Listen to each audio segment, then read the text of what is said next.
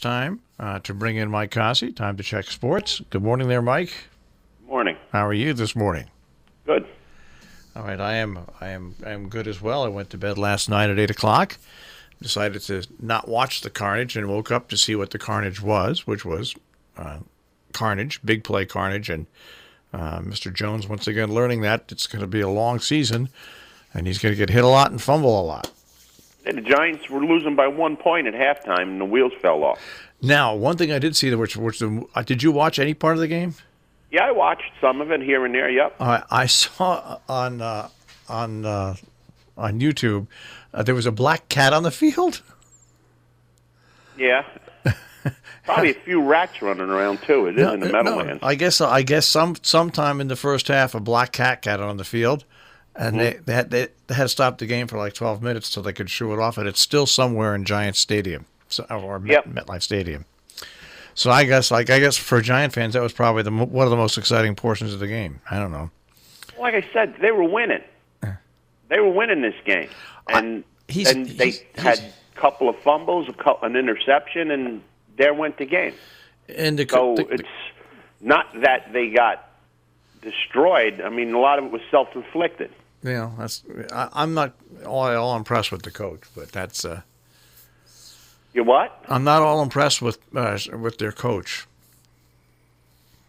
Oh, the coach can only make the plays. He doesn't fumble and throw interceptions. He's not aggressive enough. That was the change of the game. For a team that's 2-6 going, he's just not aggressive enough for me. But anyways, that's not me. Aggressive enough. They threw the ball 41 times yesterday. Because they were behind. But I'm talking earlier in the game. I'm looking at the thing. They settle for field goals instead of touchdowns. You can't do that against Dallas. You settle for field goals against touchdowns. Guess what? You lose 30-something to 20-something.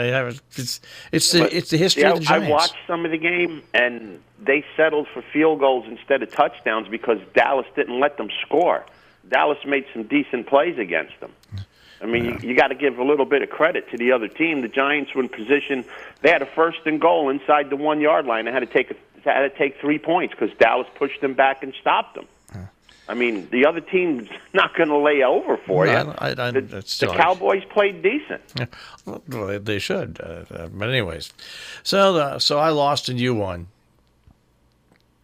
There's nothing new there. I know.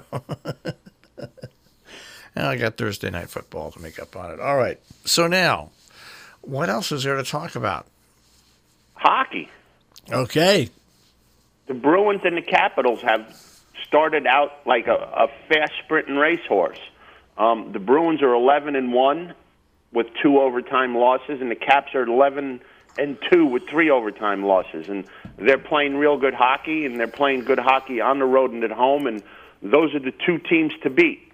On the other side, in the Western Conference, the Blues, last year's winner, they didn't get off to their slow start like they always do. They're not playing great, but they're 9-3-3. So a couple of teams off to good starts. The reigning champs playing well, and all the local teams, all you have to do is look toward the bottom to find 2 of them. You find the Devils and the Rangers. The Devils you knew were going to be bad. The Rangers made all these changes, and like they've saved for like 30 out of the last 35 years that this is going to be our year, and most of the time they're wrong. And this year they're as awful as can be. So the Islanders, on the other hand, they're playing good. They're 10-3. People are picking on them. I don't know how you can pick on them that they're 10-3. They won 9 games in a row. What could be better than that? So the Islanders, again, are the lone local hope for any kind of playoffs this year in the winter sports. All right. That's hockey. How about the Yankees? They didn't extend their qualifying offer to Didi Gregorius. Idiots. Bunch of idiots. Well, that doesn't mean that they're not going to. He's their best player. That doesn't mean that they're not going to sign him, but they just didn't extend that offer, so we'll see what happens. So they didn't extend that offer, so they're going to come in with a number less than that, because if they weren't, they would have given him that amount of money. He's not going to come back for less money than that. So next year the Yankee fans will get what they want. They'll get the second baseman they had this year that makes a bushel full of errors playing shortstop. See how that works out for you.